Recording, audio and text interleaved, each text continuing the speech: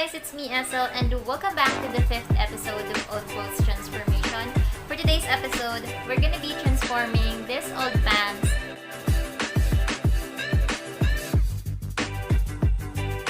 into something new.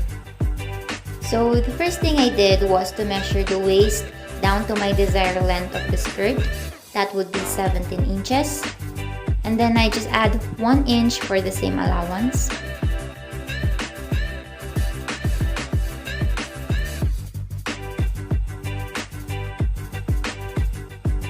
And then cut.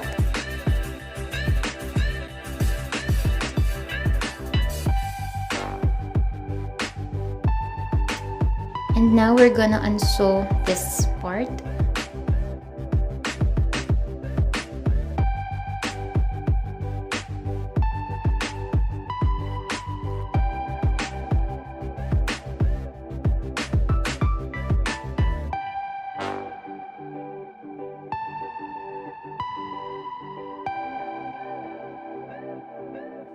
And then, pagpapatungin lang natin yung fabric na tinastas natin. Both front and back. Then, pin.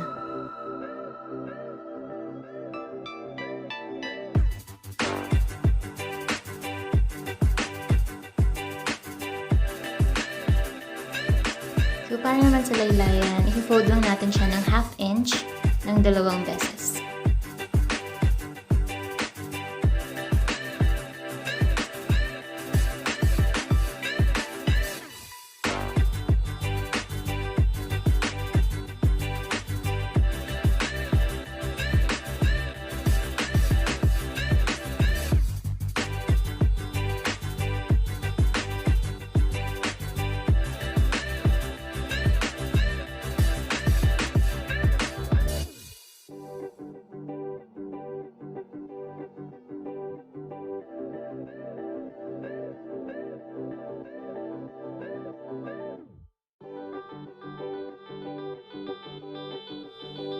And nung sinukat ko yung skirt, medyo malaki pa talaga yung sa waist, kaya i-adjust natin. So magtatastas lang tayo dito sa part na to. And dito.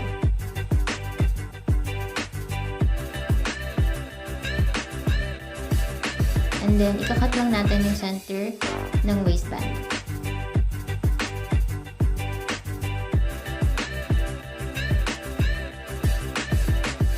Nag-adjust ako ng 1 inch. Then, overlap the fabric together with the waistband.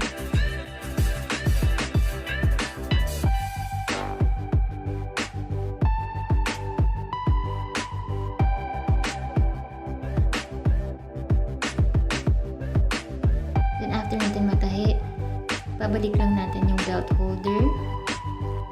I just used hand stitch for this. After that, set aside the skirt, and then let's work on the top. So, ito yung natirang fabric, which is yung leg part ng pants. Tatastasin lang natin yung tahi niya both sides. And then, kinuha ko yung dalawang back part ng pants, and then, pin ko lang siya together.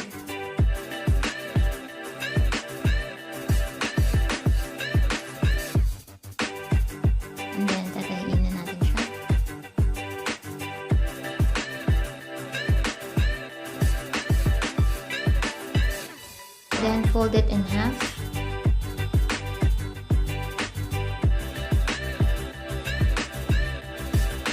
From this end to here.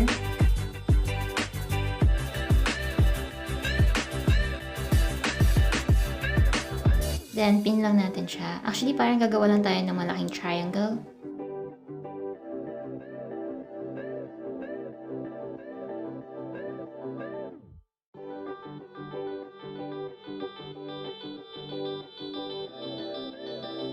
I add 1 inch allowance. Then, try nyo muna siya para makita nyo yung fit sa boobs area or sa side ng boobs. So for me, 1/2 inch lang i-adjust ko.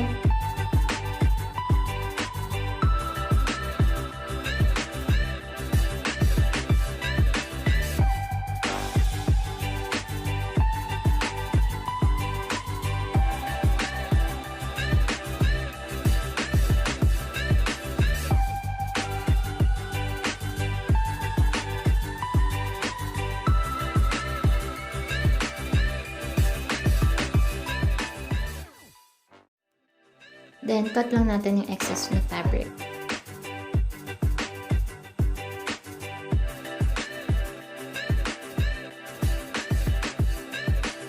After that, ganito na yung magiging itsura niya.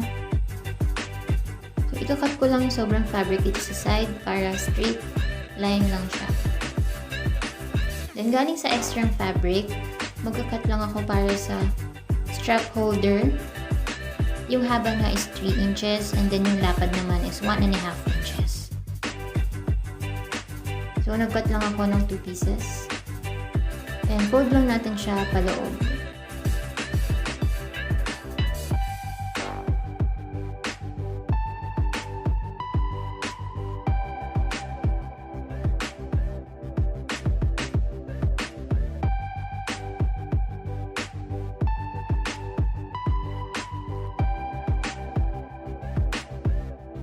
So, after nyo tayiin, fold lang natin.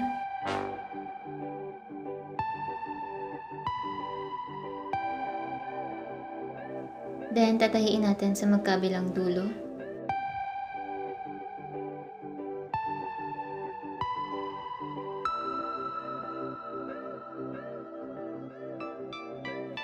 After nyo tahiin yung part na yun, i-fold nyo lang siya palabas, kagaya nito.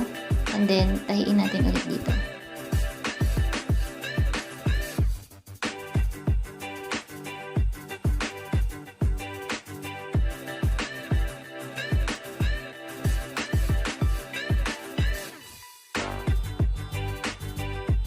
Then, for the strap, nag-measure lang ako ng 1.5 inches na lapad.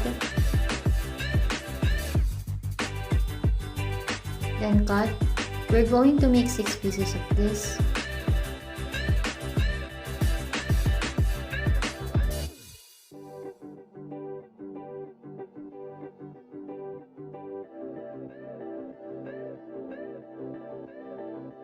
After that, pagduduktungin lang natin yung tatlong fabric.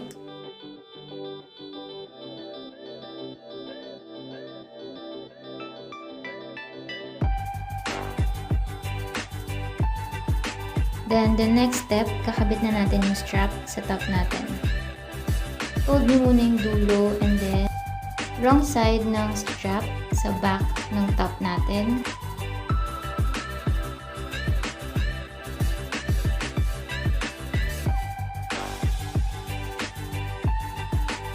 Then, pin lang natin siya.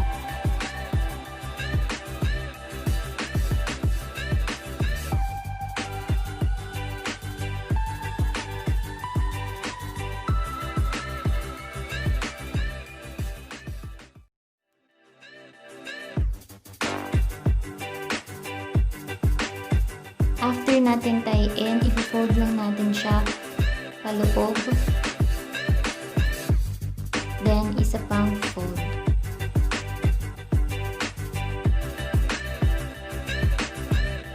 Then, i-pin natin siya hanggang dulo.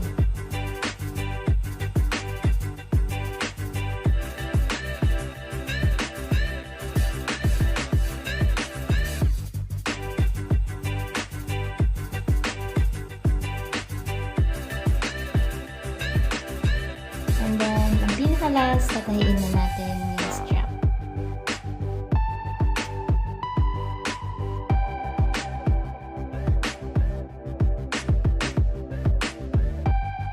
So here is the final transformation.